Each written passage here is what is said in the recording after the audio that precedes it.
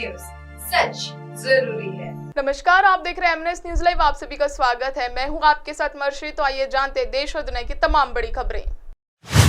युद्ध क्षेत्र में रहने वाले भारतीयों के लिए हेल्पलाइन नंबर जारी, जरूरत में संपर्क करने को कहा। दरअसल इजरायल पर हमास के आतंकवादी हमले के बाद फलस्तीन में भारत के प्रतिनिधि कार्यालय ने रामल्ला में सभी भारतीय नागरिकों से आपात स्थिति में या किसी भी सहायता की आवश्यकता होने पर सीधे कार्यालय से संपर्क करने को कहा है। प्रतिनिधि कार्यालय ने इसके लिए 24 घंटे की आपातकालीन हेल्पलाइन नंबर भी जारी किया है। फलस्तीन में भारत के प्रतिनिधि कार्यालय ने शनिवार को सोशल मीडिया प्लेटफॉर्म एक्स पर लिखा, सार्वजनिक सूचना, मौजूदा सुरक्षा स्थिति के मद्देनजर फिलिस्तीन में भारतीय नागरिक किसी भी आपात स्थिति या आवश्यक सहायता के लिए 24 घंटे की आपातकालीन हेल्पलाइन पर सीधे भारत के प्रतिनिधि कार्यालय में संपर्क कर सकते हैं। 0592916418 व्हाट्सएप नंबर है 9705929161। शनिवार को मध्य पूर्व में काफी हलचल मची हुई है। दरअसल हमास आतंकवादी समूह ने अचानक इजरायल पर रॉकेट से हमला कर दिया। लगभग आधे घंटे तक दक्षिणी और मध्य इजरायल में जमकर रॉकेटों की बौछार कर दी गई थी। स्थानीय news agency times of Israel ने अधिकारियों के हवाले से बताया कि अब तक के अनुसार 250 लोग मारे गए हैं और लगभग 1104 लोग घायल हुए हैं। हमास के आतंकवादियों ने कई इजरायलियों को गाजा में बंधक बना लिया है। नजर डालते हैं एक और खबर पर। हमास के ठिकानों को कर देंगे नेस्तनाबूद, बमबारी के बीच इजरायल पीएम नेतन्याहू ने दी चेतावनी। दरअसल इजरायल और फलस्तीन के बीच शनिवार को बड़े स्तर पर युद्ध शुरू हो गया। इस भीषण युद्ध में इजरायल को काफी नुकसान हुआ है।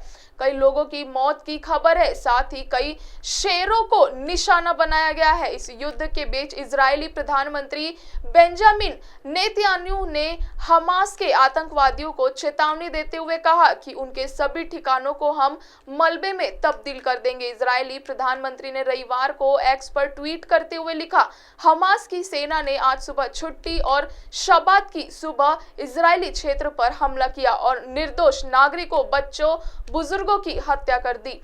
हमास ने एक क्रूर और बेहद बुरा युद्ध शुरू कर दिया है। हम यह युद्ध जीतेंगे, लेकिन इसकी कीमत को सहन करना हमारे लिए बहुत असहनीय है। यह हम सभी के लिए बहुत कठिन समय है।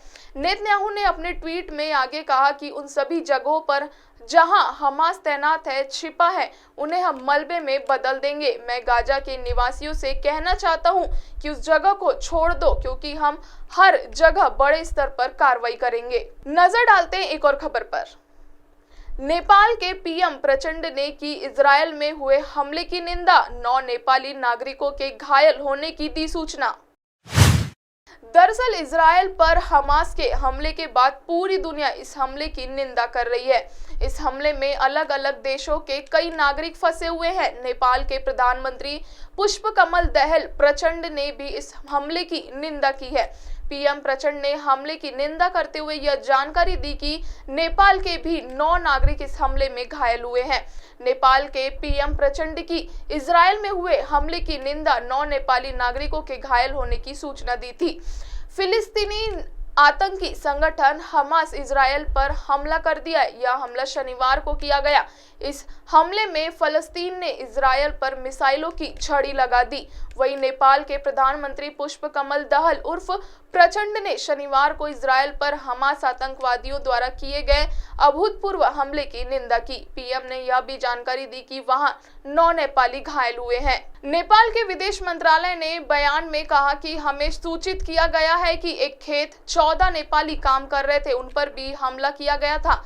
कथित तौर पर 9 नेपाली घायल हो गए, जबकि उनमें से 2 की हालत गंभीर है। आगे की जानकारी समय आने पर दी जाएगी। अब आप हमारे चैनल को आपके मोबाइल पर भी देख सकते हैं। मोबाइल में देखने के लिए प्ले स्टोर से MNS news TV app download करें। इंस्टा, ट्विटर, फेसबुक और अन्य सोशल मीडिया प्लेटफॉर्म पर हमारा चैनल उपलब्ध है। आप हमारे चैनल को लाइव भी देख सकते हैं www.mnsnewstv.com पर। फिलहाल वक्त हो चुका है दर्शकों ब्रेक का।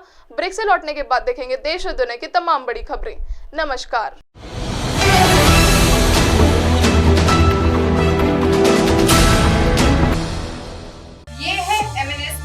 पर और आप देख रहे हैं MNS न्यूज।